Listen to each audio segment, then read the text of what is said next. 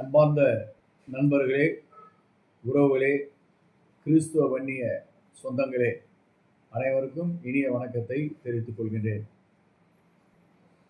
நமது கள்ளக்குறிச்சியிலே சிவி கல்லை யூடியூப் என்கின்ற புதிய யூடியூப் ஆரம்பிக்கப்பட்டுள்ளது.